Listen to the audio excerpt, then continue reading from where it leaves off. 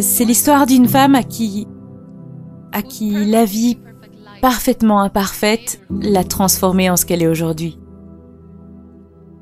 C'est l'histoire d'une femme qui, en poursuivant ses rêves et ses aspirations, a aidé d'autres gens à réaliser que si vous pensez que votre vie est dure et que vous abandonnez à cause de ça parce que vous pensez que votre vie est injuste, pense à nouveau pas parce que lorsque vous pensez de cette façon, vous êtes injuste envers vous-même. C'est l'histoire d'une femme qui a aidé les gens à réaliser que des fois, les problèmes ne sont pas trop gros.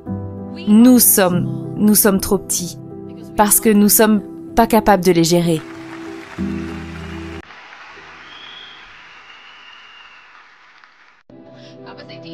J'avais 18 ans quand je me suis mariée. Je faisais partie d'une famille très conservatrice, une famille valoche, dans laquelle une gentille fille ne dit jamais non à ses parents. Mon père voulait que je me marie et tout ce que j'ai dit, c'est si ça te rend heureux, je dirais oui. Et bien sûr, ça n'a jamais été un mariage heureux. Juste environ 2 ans après m'être mariée, il y a environ 9 ans, j'ai eu un accident de voiture. Mon mari s'est endormi au volant et la voiture est tombée dans le fossé.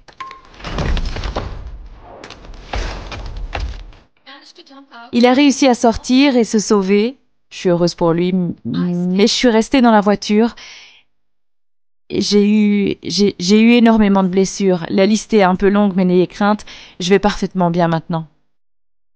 Le radius et le cubitus dans mon bras droit étaient fracturés.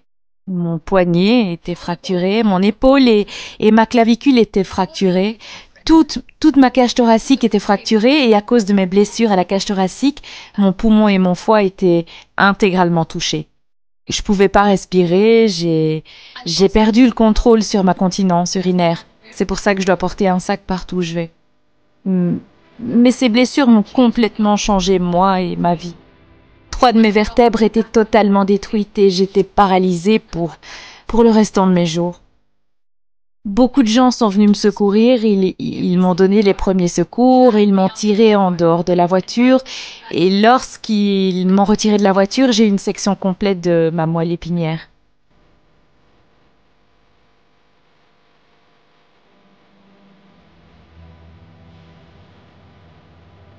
Ces 2 mois et demi à l'hôpital ont été horribles. Je vais pas inventer des histoires juste pour vous inspirer. J'étais au bord du désespoir. Et un jour, le docteur est venu vers moi. Il m'a dit « J'ai entendu que vous vouliez devenir une artiste, mais vous êtes devenue une femme de famille, une femme au foyer. J'ai une mauvaise nouvelle pour vous. Vous serez plus capable de peindre à nouveau, parce que votre poignet et votre bras sont tellement déformés que vous ne serez plus capable de tenir un stylo à nouveau. » Et je suis restée silencieuse. Le jour suivant, le docteur est venu vers moi et m'a dit « Votre blessure à la colonne vertébrale est tellement grave que vous ne serez plus jamais capable de marcher. » J'ai respiré profondément et j'ai dit que tout irait bien. Le jour suivant, le docteur est revenu vers moi et m'a dit « À cause de votre blessure à la colonne et les fixations que vous avez dans le dos, vous ne serez plus capable de donner naissance à un enfant. » Ce jour-là, j'étais dévastée. Je m'en souviens toujours. J'ai demandé à ma mère « Pourquoi moi ?» Et c'est à ce moment que j'ai commencé à questionner mon existence. Pourquoi est-ce que je suis en vie? À quoi bon vivre? Je peux pas marcher.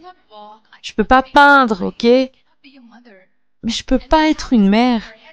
Et nous avons cette idée dans notre tête en tant que femmes que nous sommes incomplètes si nous n'avons pas d'enfants. Je vais être une femme incomplète pour le reste de mes jours. À quoi bon? Qu'est-ce qui va m'arriver? Pourquoi moi? Pourquoi est-ce que je suis en vie? Nous essayons tous de foncer dans ce tunnel. Nous faisons tout ça parce que nous voyons la lumière au bout de ce tunnel, ce qui nous fait continuer. Mes chers amis, dans ma situation, il y avait un tunnel dans lequel je devais avancer, mais il n'y avait pas de lumière. C'est là que j'ai réalisé que les mots avaient le pouvoir de guérir les esprits. Ma mère m'a dit « ça aussi, ça passera ». Dieu a un plus grand plan pour toi, je ne sais pas ce que c'est, mais il en a un.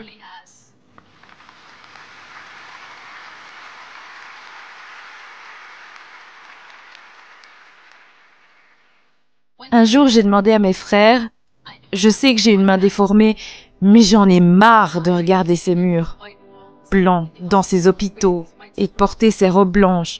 J'en ai marre de ça. J'ai envie d'ajouter plus de couleurs à ma vie. J'aimerais faire quelque chose. Apporte-moi des couleurs, apportez-moi des petites toiles, j'aimerais peindre.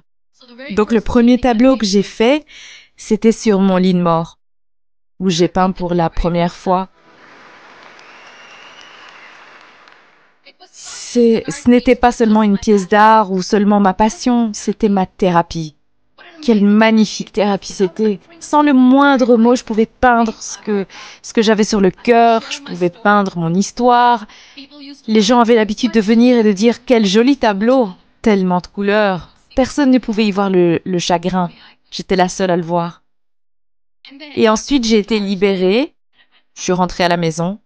Il y avait beaucoup d'infections dans mon corps, beaucoup d'allergies, donc le docteur voulait que je sois couchée droite sur un lit. Pas pendant 6 mois. Non. Pas 1 an.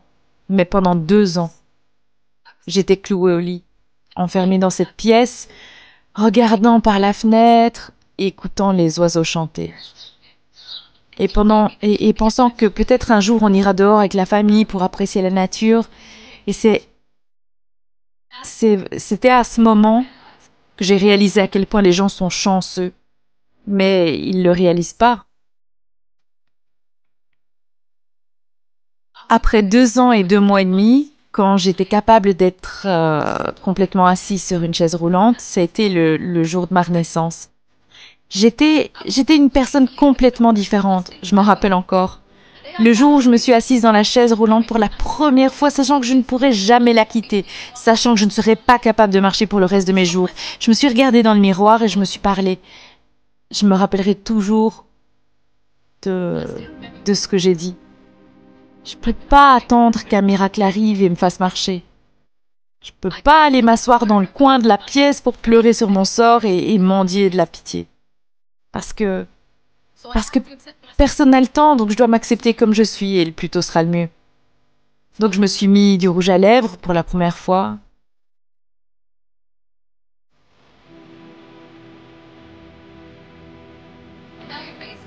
Je l'ai enlevé. Et j'ai pleuré. Et j'ai dit, mais qu'est-ce que je suis en train de faire?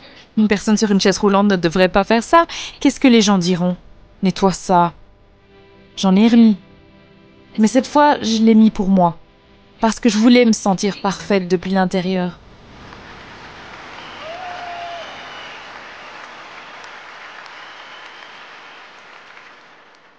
Depuis ce jour, j'ai décidé que j'allais vivre la vie pour moi-même. Je n'allais pas être cette personne parfaite pour quelqu'un. J'allais juste prendre ce moment et le rendre parfait pour moi.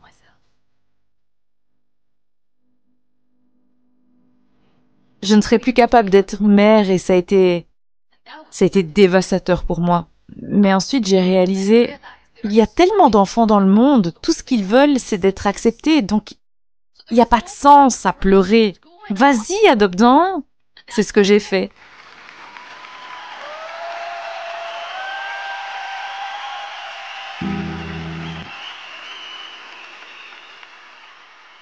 Mon fils, son nom c'est Nile. J'apprends tellement de cet enfant. La première chose, c'est la patience. Comment être patient quand tu sais que ta mère ne peut pas marcher? Quand tu sais que ta maman est différente des autres femmes? Quand tu sais que ta maman ne peut pas venir dehors jouer avec toi? Comment rester calme? Il adore le football. Et quand il a reçu sa première balle de football, il avait 4 ans, il était super excité. Je me rappellerai toujours. Il est venu dans la chambre, il a dit « Maman, jouons au foot !» Et il a mis le ballon à mes pieds. Il m'a dit « Frappe-le !» Ce jour-là, je me suis sentie handicapée. Je lui ai dit « Je peux pas taper le ballon. » J'étais déprimée, avec le même visage. Il m'a regardé, il a dit « Bah, c'est pas grave, tes jambes ne fonctionnent pas, mais tes mains fonctionnent. Jouons à rattraper le ballon. »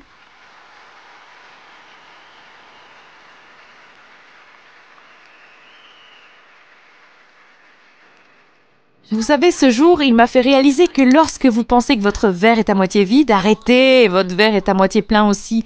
Tout est ici et ici. Je ne suis pas en train de dire que je ne suis pas en bonne santé, que ça me rend malchanceuse. Mais oui, c'est dur.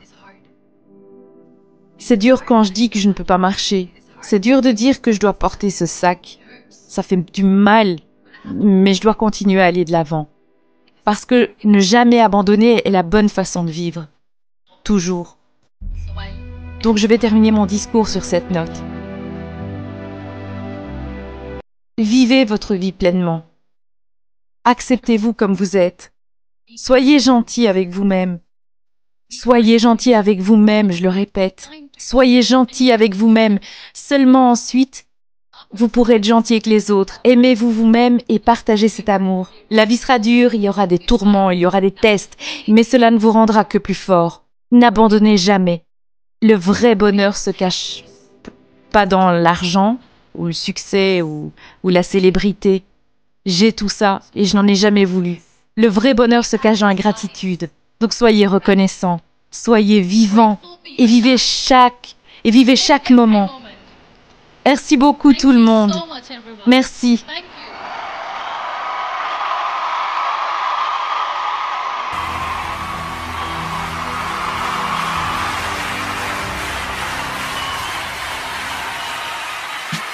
C'est sans doute l'une des vidéos les plus motivantes de YouTube.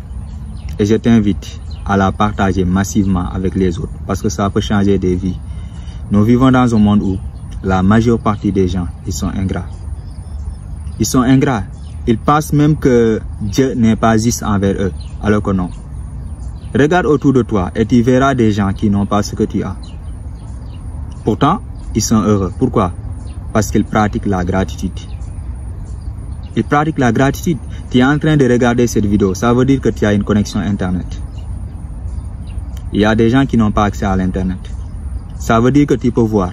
Il y a des gens qui ne peuvent pas voir. Donc, quelle que soit ta situation actuelle, il y a des gens qui l'aimeraient avoir. Alors, remercie d'abord Dieu pour tout ce qu'il t'a donné avant de chercher autre chose. Mais nous vivons malheureusement dans un monde où la majeure partie des gens ils sont en compétition sur le matérialisme. Chacun peut devenir riche financièrement. Et ce qui fait que même s'ils deviennent riches, ils n'ont jamais le bonheur. Parce qu'ils sont toujours là en train de chercher autre chose. La meilleure manière de vivre, d'avoir le bonheur, c'est d'aimer ce que tu as actuellement. Prends une pause pour voir autour de toi ce que tu as. Et apprécie-la. Aime-la. Remercie Dieu pour ça. Si tu ne me connais pas, je suis Ibrahima Faye, coach en développement personnel.